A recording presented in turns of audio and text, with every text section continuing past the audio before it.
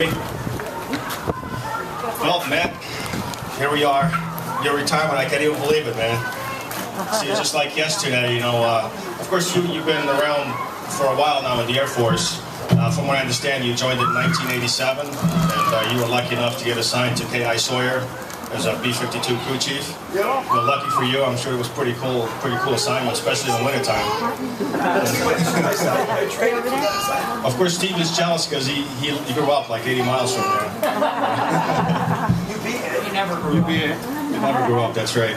Well, anyway, I guess Matt had enough of K.I. Sawyer and a B-52 crew chief, and he decided to move on with his career, and he became a helicopter flight engineer. And he was assigned to a couple of different bases, including Fairchild and Langley in Virginia, as a helicopter flight engineer. And in 1996, we were fortunate enough for Matt to join the reserves and especially join the 709th Flight Engineer Squadron. And that's where he's been a fixture ever since. And that's when I first met Matt back in 1996. Of course, I had been there for 20 years already. But Matt, over the last, I guess it's been about 16 years now that we've had the pleasure and working with you and you working with us. And, you know, we, over that time period, I got to know you quite well. We had a lot of missions together. We had a lot of fun times, a lot of hard times, a lot of cool places, and a lot of hard places. Including one time, it was really tough. He was trying to teach me how to play golf in Rhoda. It was like 90 degrees out, and I'm sweating all over the place, and after about 4 holes, Matt just gave up on me. And I said, I'll come back for you.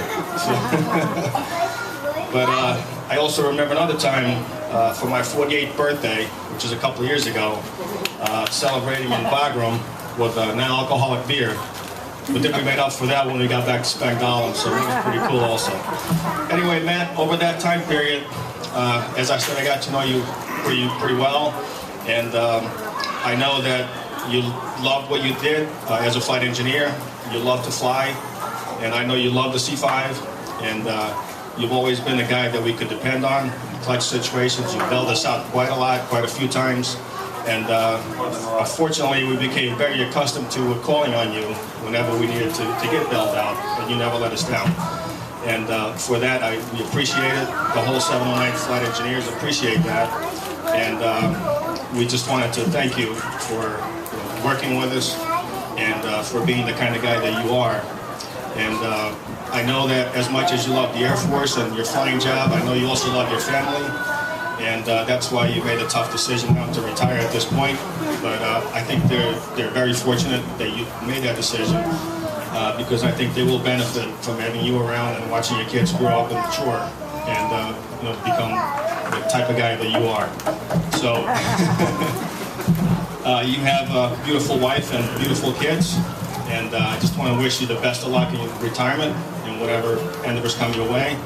And again, thank you for your service. Thank you for being part of our team in the 709, and we're surely going to miss you. All right, buddy? Yeah.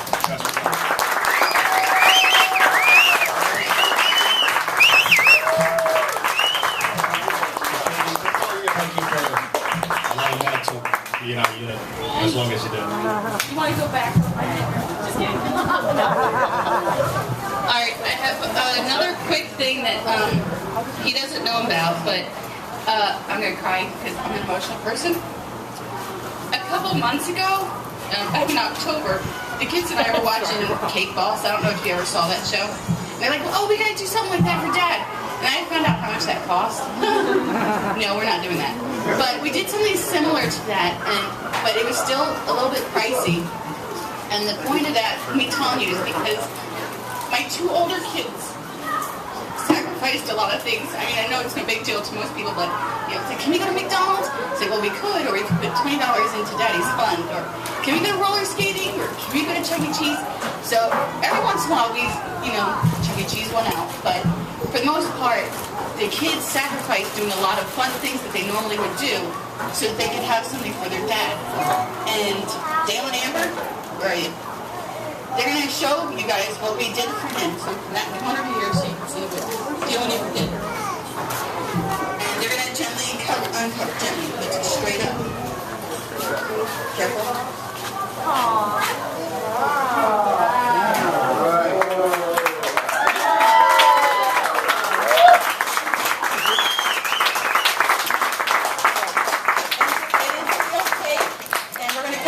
a second. Half of it's really chocolate, because that's what Matt likes. And then the other half is orange creamsicle, because I was like, ew, that's going to be gross, but it ended up being really good at the cake testing, and that's what the kids wanted. So anyway, this is from Dale and Amber and the little kids. You. Well, whatever, but anyway, we love you. So if you want to take a picture, we got 5 minutes and then we're going to cut it up. So if you want to take pictures now. Take a picture.